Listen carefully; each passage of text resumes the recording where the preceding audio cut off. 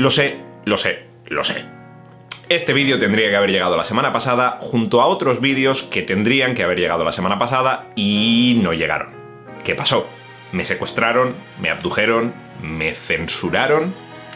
Nada de eso. La realidad es, como siempre intento explicar, mucho más sencilla de lo que parece en ocasiones, y es que estaba agotado. Y agotado significa agotado. Como ya he explicado en otros vídeos, mi trabajo normal se compagina con mi hobby, con este canal, y os aseguro que en ocasiones es muy difícil pasarse 8 horas editando vídeos para, sorpresa, volver a editar vídeos para tu hobby. Así que sencillamente me he dado una semana de descanso y Dios sabe lo bien que me ha sentado, de verdad, porque ha sido muy relajante. He podido hacer un montón de cosas que debido a tener el canal antes no podía hacer o me costaba mucho tiempo encontrar para poder hacerlas. Pero mientras yo estaba descansando un poco esta semana, y como ya sabéis, hay unos señores que se encargan de dirigir nuestro país, y a esos señores pues hay que vigilarles. Así que bienvenidos a 7 Análisis, soy Jorge Coloma, bienvenidos a Es Política. En este vídeo, como en el resto de 7 Análisis, vamos a analizar las 7 noticias más importantes de la semana política, aunque ojo, en este vídeo no van a ser de esta semana política, porque como ya he dicho, pues este vídeo va con retraso. Así que vamos a analizar las noticias de la semana del 1 al 7 de junio. Y no solo eso, también quiero que sepas que mañana me voy a poner a hacer el 7 Análisis de esta semana, y que entre mañana y el lunes espero sacar el segundo capítulo de Aprende Política desde cero. No sé si viste el primero, pero le puedes echar un vistazo aquí y ver este vídeo más tarde, pero el segundo ya te adelanto que va al respecto de dimisiones. ¿Qué es una dimisión en política?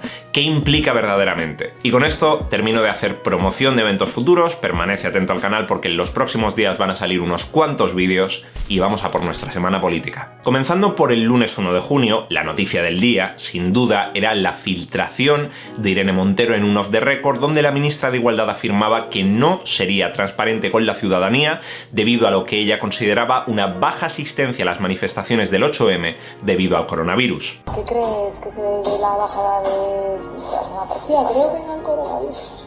Pero es que...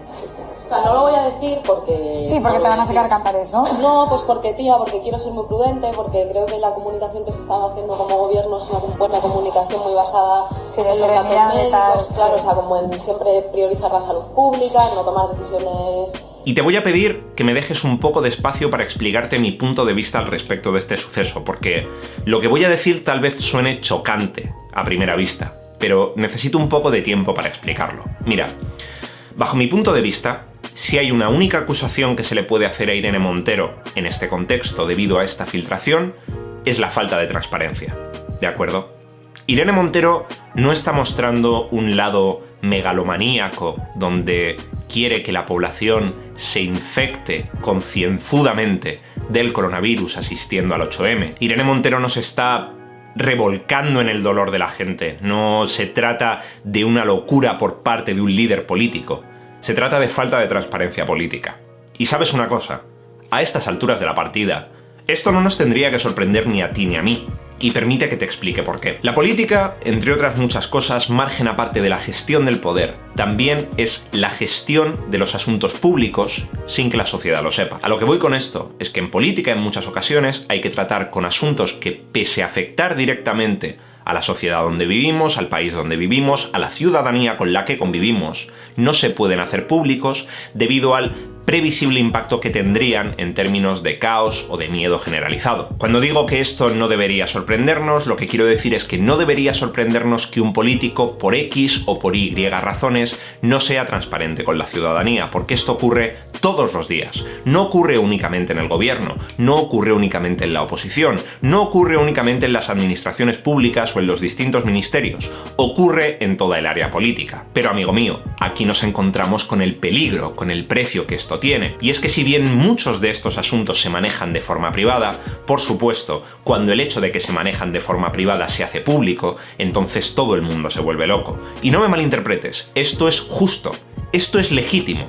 La reacción que se ha tenido al respecto de las declaraciones filtradas de Montero es absolutamente legítima. Se ha cogido un político, y se demuestra delante de cámara, tal y como acabas de ver en el vídeo, que está afirmando a conciencia que no va a ser transparente porque la gente, bajo el punto de vista de Montero, ya está lo suficientemente asustada. Por supuesto, estas declaraciones no estaban pensadas para ser en primer lugar publicadas y en segundo lugar filtradas y posteriormente publicadas, pero sin embargo ha ocurrido. Y como ha ocurrido, por supuesto, la imagen de Montero se ha visto enormemente debilitada y ha habido un montón de personas pidiendo la dimisión de la ministra. Pero más allá de eso, la reflexión con la que quiero que nos quedemos es que vivimos en un mundo de adultos, ¿vale?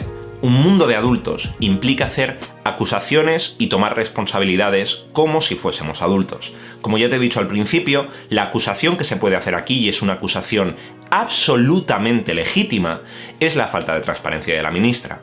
Es una acusación totalmente adulta. Sin embargo, como adultos, también debemos entender que en ocasiones nuestros políticos, lo queramos o no, nos guste mucho o poco, van a manejar asuntos de forma privada hasta que estén dispuestos, y eso sí están dispuestos, a hacerlos públicos. Y en este caso, por supuesto, nos encontramos con que se ha hecho público. Pero no es esto lo que nos tiene que preocupar. Y deja que me explique. Esto ya se ha hecho público. El castigo, si tiene que venir en términos políticos, en términos de poder, en términos de consecuencias, vendrá por sí mismo inevitablemente de una forma u otra. Ahora, la cuestión que nos tendríamos que hacer es, de todas las cosas que no se hablan en los gobiernos, oposiciones, administraciones, ¿cuántos de esos secretos que permanecen son verdaderamente importantes para nosotros y cuántos de esos secretos deberíamos saber a nivel masivo o no? Esta es una reflexión que te dejo aquí. Puedes estar de acuerdo con ella o puedes no estar de acuerdo con ella. Si no estás de acuerdo, de todas formas, te agradecería que compartieses conmigo y con el resto de personas que hacen que el canal sea lo que es tu reflexión al respecto. Déjamela en los comentarios y te recuerdo que si por si acaso no terminas de confiar en mi análisis al respecto, quieres saber cuáles son las fuentes, las tienes en la descripción, ¿de acuerdo? Pasemos a la noticia del martes 2 de junio y aquí sí que verdaderamente hay motivos para hacer una crítica exhaustiva.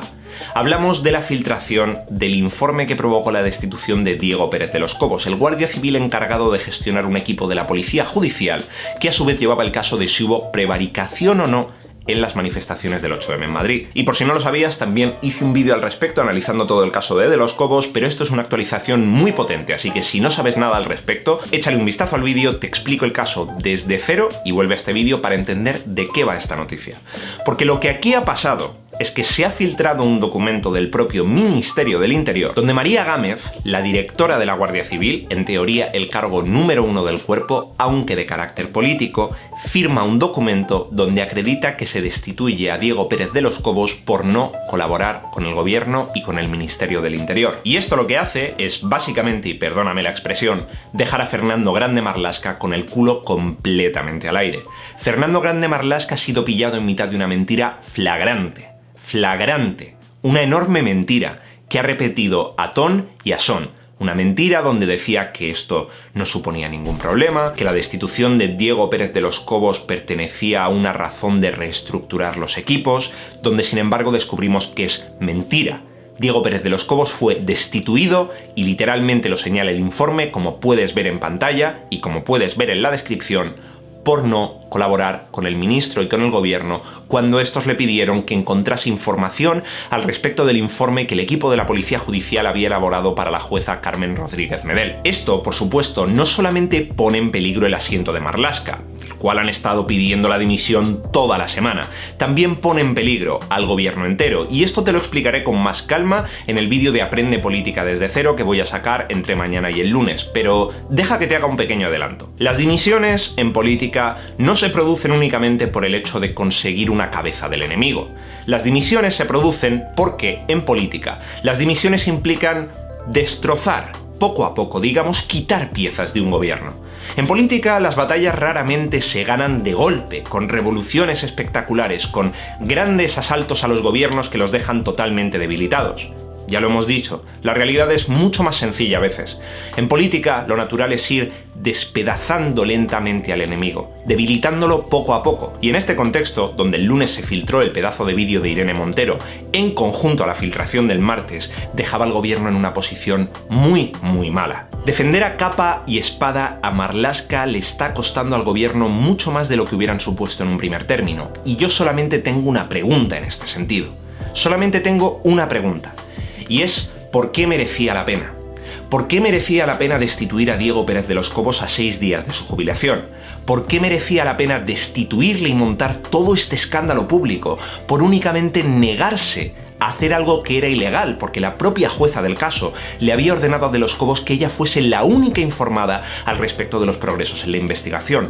¿Qué ganaba el gobierno con esto? ¿Qué ganaba el gobierno expulsándole? Sigo sin entenderlo. En política, por supuesto, siempre hay un precio que pagar al respecto de ciertas acciones. En política siempre hay un precio que pagar al respecto de conseguir algo. Siempre está ahí. Pero en este caso, lo mire por donde lo mire, y me gustaría mucho contar con tu opinión en este asunto. Sigo sin entender cuál es el beneficio que el gobierno extraía destituyendo a de los Cobos. El escándalo que se ha montado a su alrededor, las continuas filtraciones, la dimisión del número 2 de la Guardia Civil, Laurentino Ceña, ¿ha merecido la pena? Y si ha merecido la pena, ¿por qué ha merecido la pena? ¿Tan peligrosa resultaba esta investigación para el gobierno? ¿Tantas ansias tenía el Ministerio del Interior de saber qué estaba estudiando exactamente la jueza? Porque a mí me da la impresión de que el gobierno se ha puesto muy nervioso. Y se puede haber puesto muy nervioso por 2 razones.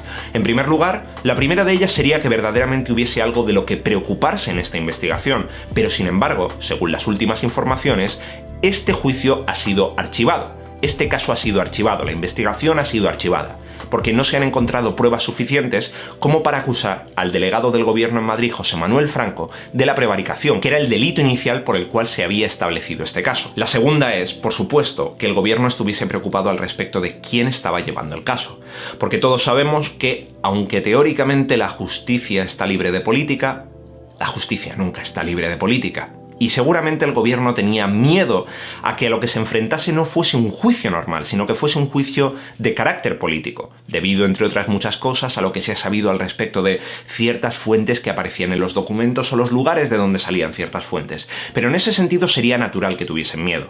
Ahora, ¿qué piensas tú al respecto? Porque yo, francamente, en este sentido, me he quedado sin ideas. Solo tengo esta pregunta. Si merecía la pena montar todo este follón, ¿por qué merecía la pena? Vámonos al miércoles 3 de junio. Y, por supuesto, la noticia política del miércoles 3 de junio tiene que ser la 6ª y última prórroga del estado de alarma. Sin contar los inicios del estado de alarma, el gobierno ha estado francamente haciendo un auténtico ejercicio de equilibrismo a la hora de sumar y de restar aliados para poder conseguir los votos necesarios para sacar adelante las prórrogas. Y en esta última prórroga ha habido un miembro muy particular que ha sido esencial a la hora de poder sacarla adelante: Esquerra Republicana. Pero, por supuesto, en política, los pactos y los acuerdos, como ya te acabo de decir, siempre tienen un precio.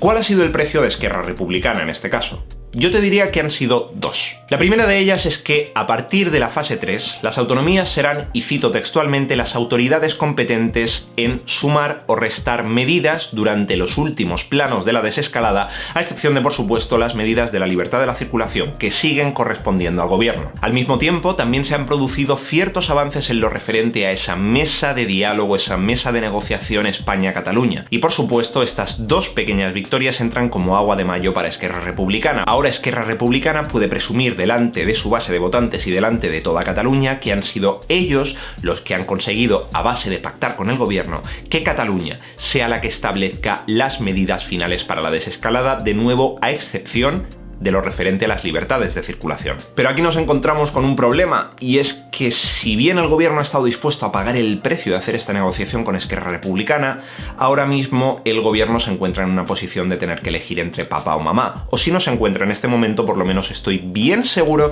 de que se la encontrará en el futuro. ¿Quién es papá y quién es mamá? Muy sencillo: Esquerra Republicana y Ciudadanos. Es obvio que tarde o temprano estos 2 meteoritos van a colisionar entre sí de una forma u otra, y el gobierno no quiere encontrarse en mitad de los 2 cuando esto se produzca, y sin embargo se van a encontrar, y sin embargo tarde o temprano tendrán que elegir. Ahora la pregunta es, cuando elijan definitivamente para algo importante, ¿cómo será la elección? ¿Y cuál será la respuesta del no elegido? Porque por un lado nos encontramos a la Esquerra Republicana que ayudó a Sánchez en la investidura, la Esquerra Republicana que le ha estado apoyando a veces sí, a veces no. Y por otro lado nos encontramos a Ciudadanos, un Ciudadanos que antes de la salida de Albert Rivera había puesto un absoluto cordón sanitario alrededor del PSOE y desde luego alrededor de Podemos, pero que ahora, con Inés Arrimadas al frente, se aproxima poco a poco al gobierno. Habrá que ver cómo termina esto, pero desde luego van a saltar chispas entre ambas formaciones, Esquerra Republicana y Ciudadanos, y el gobierno va a tener que saber jugar muy bien sus cartas en caso de que finalmente tengan que elegir entre uno u otro. La noticia del jueves, si me lo permites, es una noticia eléctrica. Y es que el gobierno de Pedro Sánchez ha colocado a José Ignacio Carnicero como nuevo director general de Agenda Urbana y Arquitectura, que es un nuevo departamento perteneciente al Ministerio de Transportes. Ahora me preguntarás, ¿quién es José Ignacio Carnicero? Y te voy a dar la respuesta simple. El mejor amigo de Pedro Sánchez. Literalmente es el mejor amigo de Pedro Sánchez, se conocieron en el colegio, desde entonces han mantenido el contacto y ahora el gobierno de Pedro Sánchez decide colocarle en este puesto como director de este departamento con un sueldo de 90.000 euros al año. Como comprenderás, no hay enchufe más directo que ser amigo íntimo del presidente del gobierno. Y sin embargo, a mí me gustaría plantearte una visión alternativa del hecho. Verás, bajo mi punto de vista y bajo el punto de vista de cualquier persona que utilice la lógica para algo más que caminar y respirar al mismo tiempo, es un poco estúpido, si te paras a pensarlo, que la misma semana que se filtra el vídeo de Irene Montero donde admite que no va a ser transparente con la ciudadanía, se filtra el documento firmado por María Gámez donde queda claro que Diego Pérez de los Cobos fue destituido por no colaborar con el Ministerio del Interior y con el gobierno, Pedro Sánchez decida que es una buena idea colocar públicamente a un amigo íntimo de la infancia en un nuevo departamento del Ministerio de Transportes. Por lo tanto, si todos estamos de acuerdo en que es posiblemente la idea más estúpida del mundo, debe de haber otra razón diferente para que se le haya colocado en este puesto, margen aparte de las competencias que, por cierto, las tiene, ¿vale? José Ignacio Carnicero está más que capacitado para este puesto según su currículum. Te lo dejo en la descripción, como siempre, puedes echarle un vistazo por ti mismo, pero te garantizo que toda su carrera ha estado dedicada a la arquitectura, así que no le falta sentido.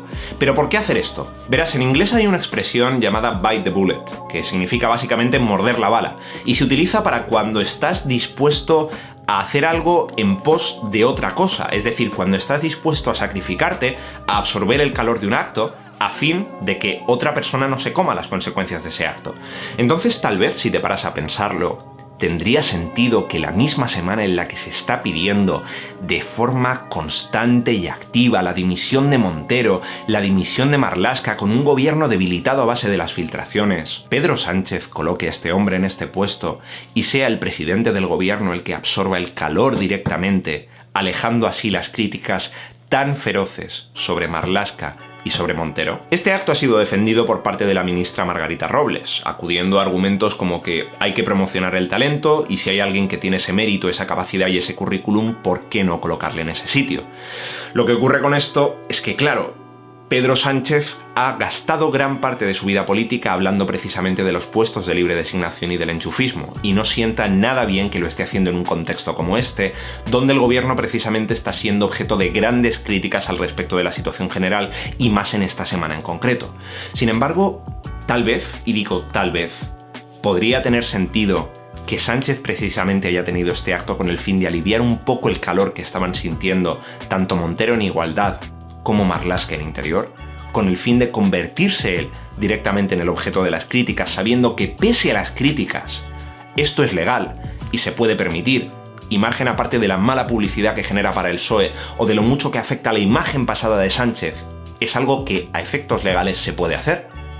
Lo dejo a tu elección. Y por supuesto, llegamos al viernes, llegamos al fin de la semana laboral y llegamos con otra filtración. Esta sin duda ha sido la semana de las filtraciones y esta es especialmente grave en términos de vidas humanas. Porque resulta que el viernes se filtró un correo dirigido desde el consejero de Políticas Sociales de Madrid hasta el consejero de Sanidad de Madrid. Un correo que evidenciaba la existencia de un protocolo que impedía que se llevasen ancianos con coronavirus desde las residencias de ancianos de Madrid hasta los hospitales madrileños. Y ese mismo viernes, el PP y Ciudadanos corrieron en desbandada a desvincularse de esos correos, en desbandada a desvincularse de la existencia de esos protocolos, en desbandada a desvincularse los unos de los otros. ¿Por qué esas prisas? ¿Por qué correr de esa forma? Porque esto ahora es un sálvese quien pueda. Literalmente no hay otra forma de explicarlo, es sálvese quien pueda.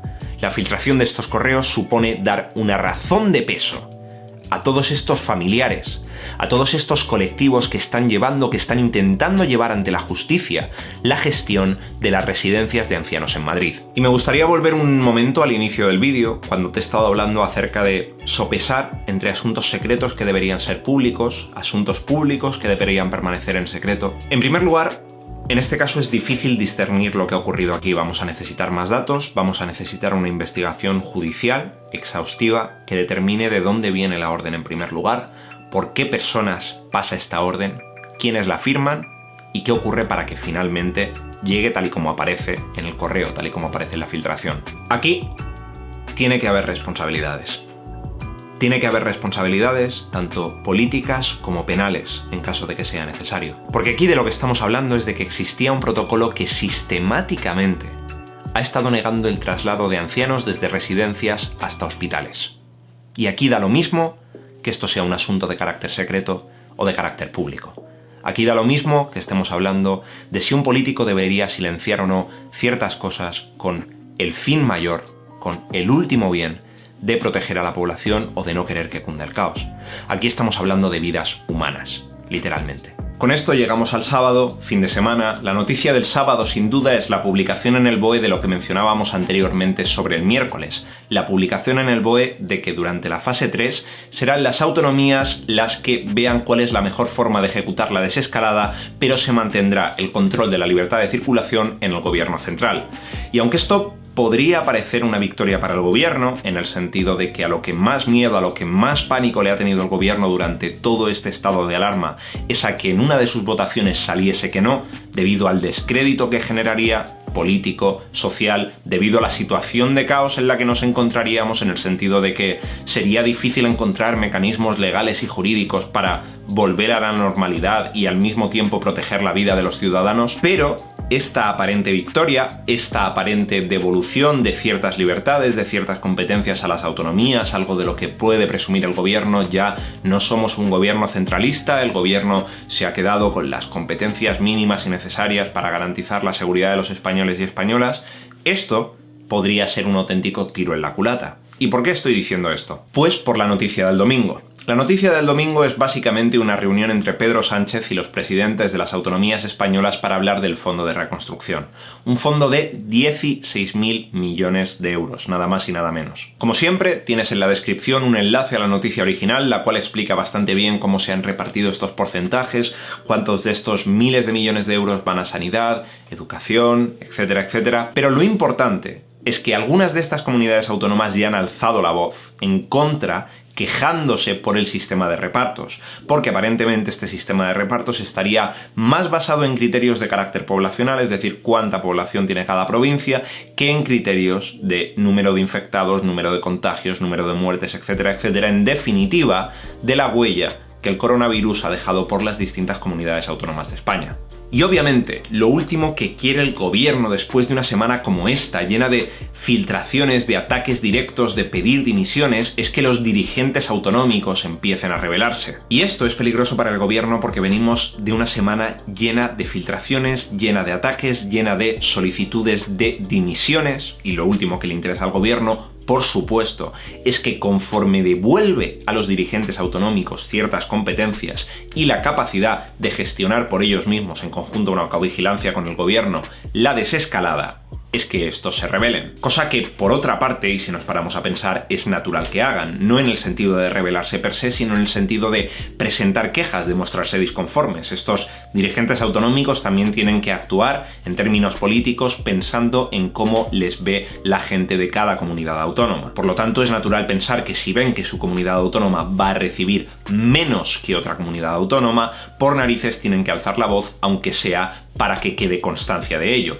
aunque sea para que quede registrado, porque de lo contrario, si no, su base de votantes podría llegar y decirles: oye, ¿por qué no nos defendiste en este momento? ¿Por qué no pediste más? Y con esto concluye la semana política. Como ya te he dicho, es una semana política llena de filtraciones, una semana política llena de caos, llena de solicitudes de dimisiones, llena de polémicas de arriba abajo, al menos durante los 4 o 5 primeros días de la semana, y desde luego llena de noticias que de una forma u otra van a condicionar el futuro a corto y medio plazo de la política española. Un futuro que seguiremos aquí, en Es Política. Así que lo único que me queda decirte es que si te ha gustado este vídeo, por favor, déjame tu like por ahí, que me ayudas un montón. Recuerda suscribirte si aún no lo has hecho en caso de que quieras seguir viendo más contenido como este. Comparte este vídeo con toda la gente de tu entorno que piensas que puede estar interesada y nos vemos dentro de muy poco. Soy Jorge Coloma. Si es personal, es política.